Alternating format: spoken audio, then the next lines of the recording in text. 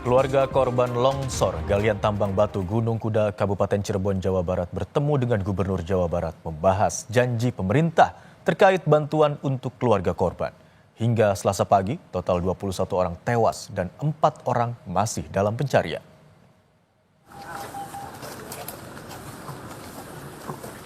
Pertemuan antara keluarga korban dan sejumlah instansi di bawah Pemprov Jawa Barat berlangsung di kantor Gubernur Jawa Barat.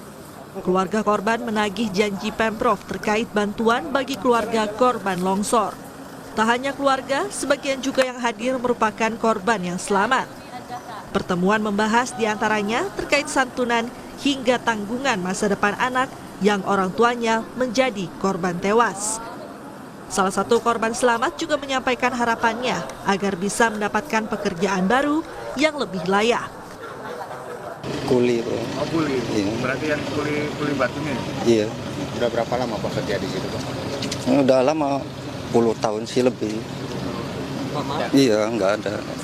Spontan gitu aja, kayak tsunami aja lah. Gimana? Pengennya sih ditempatin di kerjaan yang lain aja tuh. Iya. Iya, Pak. Total, setidaknya bantuan yang akan diberikan berjumlah 50 juta rupiah per kepala keluarga dari berbagai pihak. Deddy Mulyadi juga akan menanggung seluruh biaya sekolah anak-anak yang terdampak longsor hingga nantinya lulus tingkat sekolah menengah. Hari ini ada 2 lembaga yang akan memberikan bantuan pada ibu untuk kehidupan. Ini kan beberapa bulan ke depan itu kan pasti masa kritis. Suami nggak ada, penghasilan per hari nggak ada. Nanti ada bantuan untuk beberapa bulan ke depan agar ibu survive. Seluruh anak-anak yang di bawah umur, baik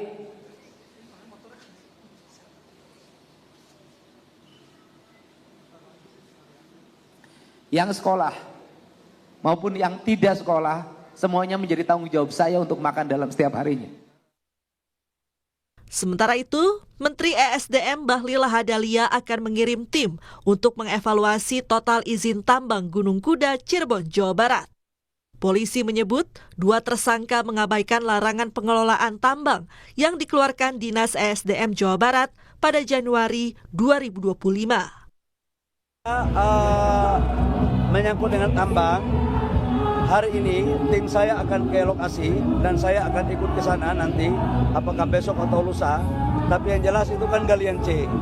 Galian C ini sesungguhnya izinnya kita limpahkan dan pengawasannya ke daerah, ke gubernur. Tapi dengan kondisi kayak begini tidak menutup kemungkinan untuk kita melakukan evaluasi total. Ya. Kepala Dinas SDM Provinsi Jawa Barat Bambang Tirto Yuliono juga menjelaskan, tambang yang dikelola Koperasi Pondok Pesantren Al-Azhariyah itu sudah berkali-kali mendapat peringatan terkait risiko keselamatan kerja. Bambang menegaskan pihaknya resmi mencabut izin operasional buntut insiden longsor di Gunung Kuda, Cirebon. 2024 itu tidak memiliki dokumen RKAB. Ya, jadi ini sudah diingatkan berkali-kali. Bahkan terakhir tanggal di bulan Maret, saya lupa tanggalnya, di bulan Maret tahun 2025 diminta untuk dihentikan kegiatan. 19 Maret ya. Ya, 19 Maret 2025 minta dihentikan kegiatannya, tetapi tetap tidak diindahkan. Hari itu juga kami langsung mencabut izin operasi produksi ya secara permanen Pontren Al-Azhariyah dan juga 3 lainnya. 2 tersangka yang ditetapkan polisi merupakan pemilik tambang dan pengawas. Tersangka diduga mengabaikan surat peringatan penghentian operasi tambang yang dikeluarkan pada Maret 2025. Polisi menyebut akibat kelalaian ini berisiko pada keselamatan pekerja. 2 tersangka terancam pidana maksimal 15 tahun penjara. Tim Liputan Kompas TV. Memasuki hari kelima, tim SAR gabungan kembali melanjutkan pencarian 4 korban tambang longsor yang masih dinyatakan hilang di Gunung Kuda, Cirebon, Jawa Barat. Polisi menurunkan 3 anjing pelacak yang telah menemukan 3 titik yang diduga menjadi lokasi korban tertimbun. 3 anjing pelacak dari unit Satwa Dirsamapta Polda Jawa Barat kembali diturunkan pada pencarian korban pada Selasa pagi. Mereka menuju titik utama lokasi longsor sebelum tim alat berat eskavator mengeruk timbunan material bebatuan. Setelah 30 menit di lokasi, 3 anjing pelacak berhasil menemukan 3 titik yang diduga menjadi lokasi korban tertimbun karena tercium bau menyengat. Petugas kemudian menancapkan bendera sebagai tanda fokus pencarian. Kita awali dengan melaksanakan pelacakan dengan menggunakan kinen atau anjing pelacak, di mana informasi dari kinen ini sementara ditemukan ada 3 titik yang terindikasi adanya timbunan daripada jenazah. Ya, kalau kita melihat di sebelah belakang kami, yaitu sektornya berada di batu sebelah kiri, yaitu worksheet A. Itu sebelah kiri daripada batu itu ada 1 titik dan sebelah kanan batu itu ada 2 titik. Tentunya kita akan fokuskan pencarian pada pagi hari ini di worksheet A atau sektor sebelah kiri. Demikian. Untuk mengetahui informasi terkini, kita langsung sapa jurnalis Kompas TV Muhammad Syahri Romdon di lokasi tambang Gunung Kuda Kabupaten Cirebon, Jawa Barat. Selamat siang Syahri, bagaimana perkembangan pencarian korban hilang? Apakah ada korban baru yang ditemukan pada siang hari ini? Ya, baik Imron di studio dan saudara, selamat siang. Sampai saat ini proses pencarian 4 korban yang masih dalam daftar hilang akibat musibah longsor tambang batu Gunung Kuda masih dilakukan pencarian. Seperti biasanya, memang pencarian ini menggunakan beberapa komponen. Pertama adalah K9 3 ekor yang diterjunkan sejak pagi dan sudah memberikan sinyal atau pemetaan di 3 titik yang memang menjadi potensi ada korban yang ada di lokasi tersebut.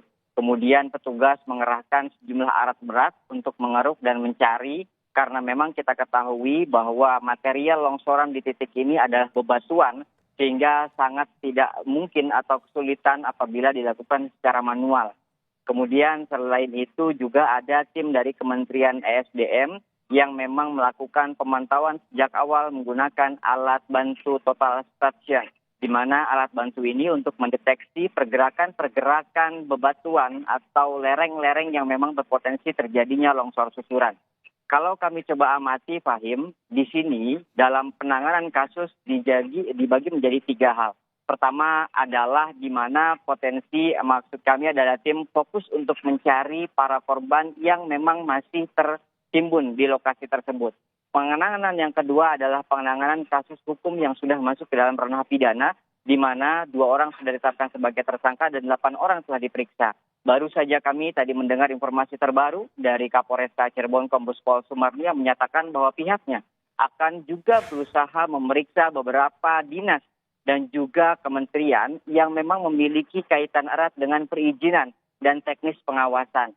Hal ini akan menjadi salah satu pengembangan yang bisa jadi menjadi terbukanya, terungkapnya proses perizinan seperti apa yang hingga akhirnya mengakibatkan kesalahan-kesalahan secara penambangan, metode penambangan, tidak diindahkannya soal K3 dan lain sebagainya. Nah, poin yang ketiga yang ingin kami sampaikan adalah penanganan terhadap korban terdampak dari musibah ini.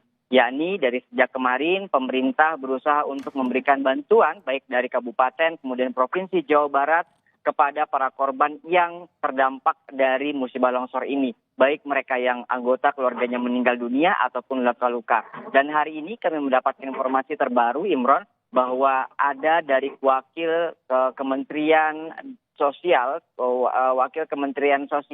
itu informasinya akan berkunjung ke Kabupaten Cirebon menemui sejumlah korban yang terdampak dari musibah longsor ini dan juga akan meninjau lokasi, akan melakukan asesmen dan pencatatan yang bisa menjadi salah satu rekomendasi perbaikan agar ke depan upaya-upaya ini dapat dilakukan, upaya-upaya penanganan ini dapat dilakukan secara simultan dan secara komprehensif oleh seluruh pihak terkait.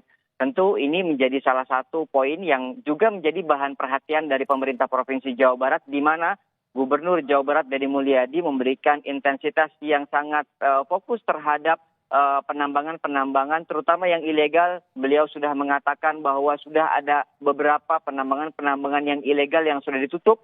Kemudian juga dari Dinas Kementerian ESDM, maksud kami Dinas ESDM Provinsi Jawa Barat yang juga sudah melakukan peninjauan terhadap beberapa tambang-tambang di wilayah Provinsi Jawa Barat yang tentunya itu menyalahi atau terindikasi adanya kesalahan sehingga tidak ada lagi musibah yang cukup menyakitkan, artinya banyak sekali korban jiwa yang timbul dari kesalahan ini. Apalagi dalam rilis yang disampaikan pada minggu kemarin terungkap fakta bahwa para penambang ini tidak mengindahkan 2 surat larangan yang telah dikeluarkan oleh kementerian, yakni di bulan Januari 2025 dan juga pada bulan Maret 2025. Ini adalah salah satu indikator untuk melakukan pengawasan-pengawasan oleh kementerian atau dinas Provinsi Jawa Barat agar mencegah adanya hal-hal yang tidak diinginkan seperti yang hari ini terjadi. Ada 21 orang yang meninggal dunia dalam kasus ini dan 4 lainnya masih dilakukan pencarian. Tampaknya saat ini Imron sudah dalam upaya memasuki waktu istirahat sehingga akhirnya sejumlah alat berat yang semula difokuskan sejak pagi bahkan sejak hari pertama digunakan pada jam tertentu memang dihentikan sementara waktu momen istirahat ini, kemudian nanti akan kembali dilanjutkan pada pukul siang nanti. Tentu kami berharap agar 4 korban yang masih dalam daftar hilang dan terus dicari keberadaannya dapat segera ditemukan dan dalam kondisi apapun tentu itu sangat diharapkan nanti oleh para keluarga korban yang sampai sejak awal masih menanti keberadaan dan informasi para korban ini. Imron. Baik, pencarian terhadap 4 korban hingga siang hari ini masih terus dilakukan. Dikerahkan 3 anjing pelacak juga untuk mencari korban, di mana fokus pencarian difokuskan kepada 3 titik yang diduga menjadi tempat atau lokasi korban tertimbun. Terima kasih atas laporan Anda, jurnalis Kompas TV Muhammad Syahri Romdon yang melaporkan dari Cirebon, Jawa Barat.